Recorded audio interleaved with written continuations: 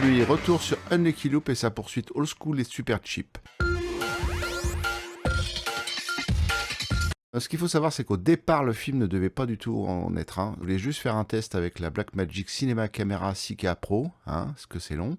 Pour le test, j'avais imaginé une petite scène, celle d'un gars qui est enfermé dans le coffre de sa voiture et qui en sort et qui rencontre un mec totalement azimuté.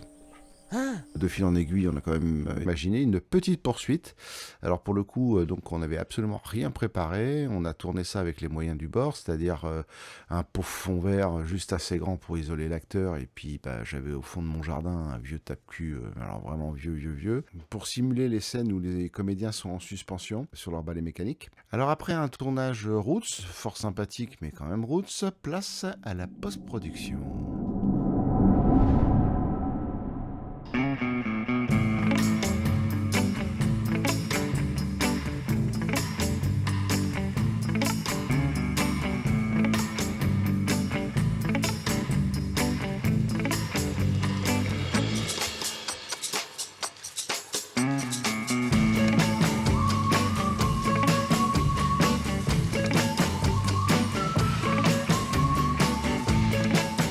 C'est donc sur DaVinci Resolve que j'ai monté l'intégralité d'Unlucky Loop et que j'ai effectué l'ensemble des effets spéciaux.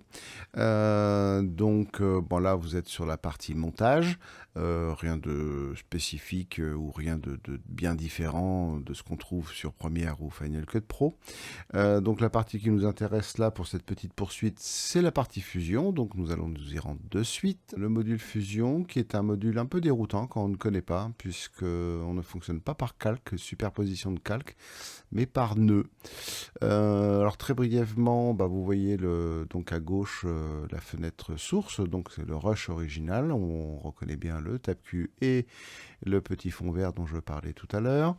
Donc la première des opérations, c'est d'isoler notre personnage, d'enlever en fait donc tout le reste, et il existe un outil très puissant dans DaVinci qui s'appelle le Magic Mask, qui permet donc de détourer et de traquer en fait sur l'ensemble de la vidéo donc le personnage ou l'objet que vous souhaitez. Donc c'est une rotoscopie vraiment très avancée qui est vraiment performante et vraiment voilà, moi c'est un outil que je ne connaissais pas, j'avoue que très pratique. Donc une fois que votre personnage est détouré, en fait il a fallu que je rajoute donc la petite fusée, le petit balai mécanique que j'avais créé, qui est un composite de 2 images, auquel j'ai associé donc un réacteur. Ce balai mécanique et le réacteur, via des nœuds spécifiques de transformation, je les ai associés de façon à ce qu'ils puissent être dans le bon sens pour le plan et qu'on puisse avoir donc un réacteur qui colle bien à notre balai mécanique. L'ensemble de ces nœuds va dans un nouveau nœud qui est un mélangeur, retrouvant notre personnage détouré, et ensuite dans un nœud final de transformation qui permet en fait tout simplement de pouvoir modifier la rotation, l'échelle, les positions. Bref, donc voilà, donc l'ensemble des plans consacrés au balai mécanique, que ce soit du côté de Philémon ou du côté de Chloé, ont été faits ainsi donc sur la partie fusion. Alors pour finir sur cette petite poursuite, les plans sur Bernard, donc intérieur voiture, je l'ai souhaité un petit peu old school à la manière des vieilles séries des années 60. Donc je me suis dépatouillé comme je pouvais de ce logiciel que je découvrais. Donc à part un Magic Mask que j'ai fait sur la partie avant là, de Bernard, j'ai en fait utilisé le module étalonnage, donc Color.